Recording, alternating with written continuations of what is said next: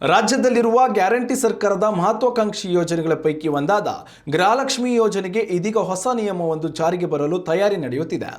ಮೊದಲೇ ರಾಜ್ಯ ಸರ್ಕಾರದ ಬೊಕ್ಕಸಕ್ಕೆ ಭಾರಿ ದೊಡ್ಡ ಮಟ್ಟದ ಪರಿಣಾಮ ಬೀರುವ ಈ ಯೋಜನೆಯಲ್ಲಿ ಹಣ ದುರುಪಯೋಗವಾಗುತ್ತಿರುವುದು ಸರ್ಕಾರದ ಗಮನಕ್ಕೆ ಬಂದಿತ್ತು.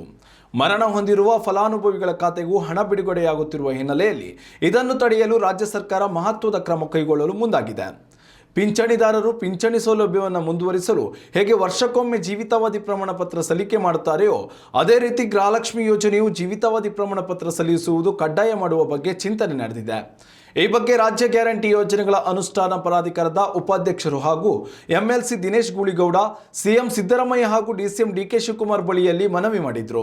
ದಿನೇಶ್ ಗೂಳಿಗೌಡ ಅವರ ಈ ಮನವಿ ಪತ್ರವನ್ನು ಪರಿಗಣಿಸಿರುವ ಸಿಎಂ ಸಿದ್ದರಾಮಯ್ಯ ಈ ಸಂಬಂಧ ಪರಿಶೀಲನೆ ಕೈಗೊಳ್ಳುವಂತೆ ಸರ್ಕಾರದ ಮುಖ್ಯ ಕಾರ್ಯದರ್ಶಿಗಳಿಗೆ ಸೂಚನೆ ನೀಡಿದ್ದಾರೆ.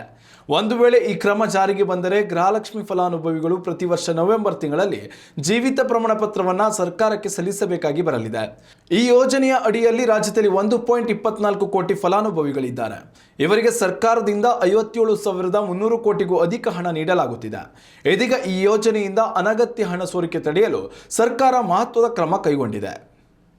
ಉತ್ತಮ ಸಂಸ್ಕಾರಯುತ ಶಿಕ್ಷಣದೊಂದಿಗೆ VSS English medium CBSE school Udupi Muddur.